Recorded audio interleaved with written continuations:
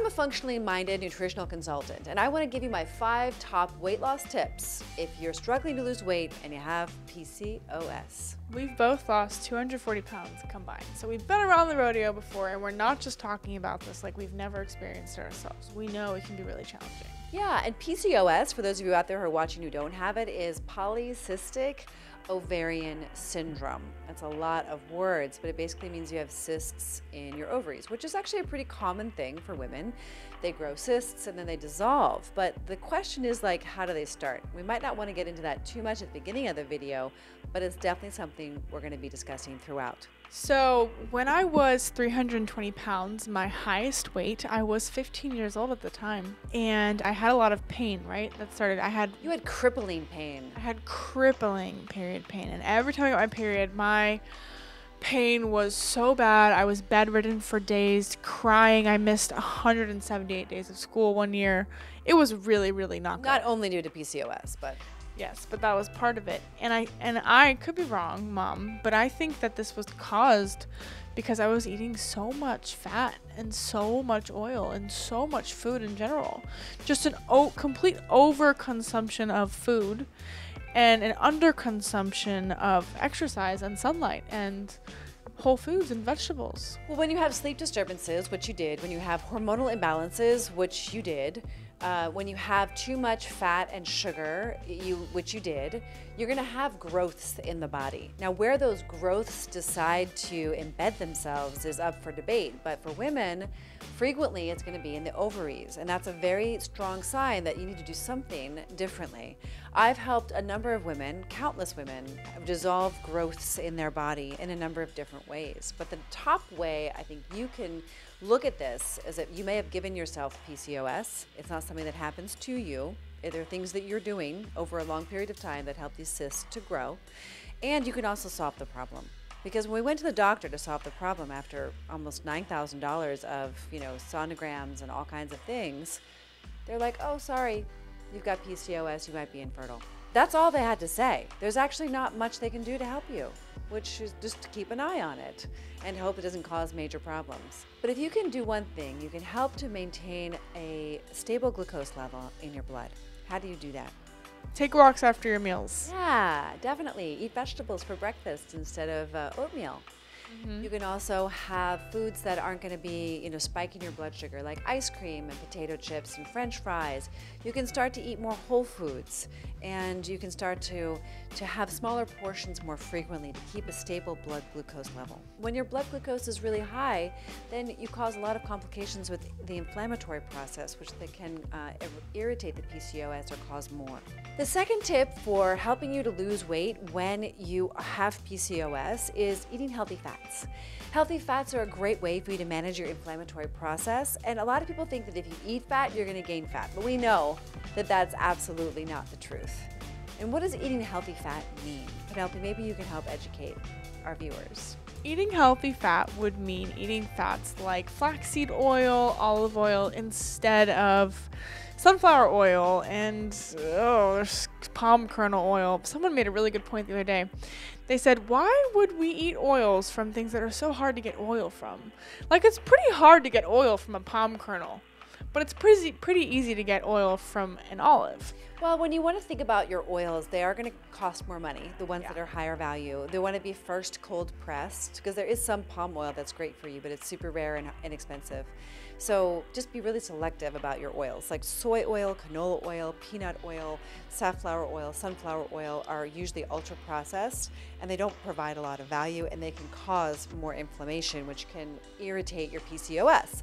So you want to be looking at, like Penelope said, first cold pressed, extra virgin organic olive oil, avocado oil in moderation, ghee potentially, extra virgin coconut oil in moderation.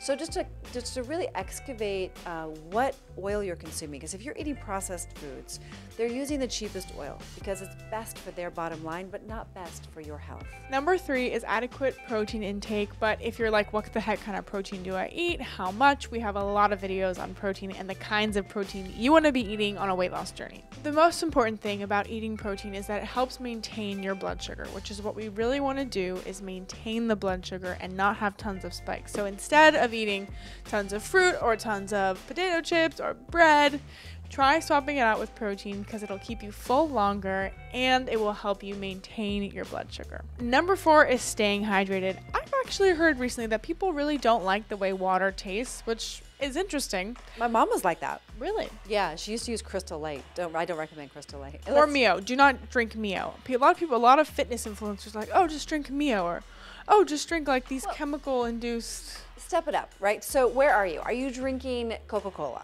If Yeah. you're drinking Coca-Cola, you might want to do cane sugar sweetened Coca-Cola. But And you then should might know. want to go to, if you're drinking Diet Coke, then maybe you want to go to Coke Light. Like, you know what I mean? There's like, But you should know that Crystal Light and Coca-Cola are the same company. right, They're in bed with each other, and so is Mio.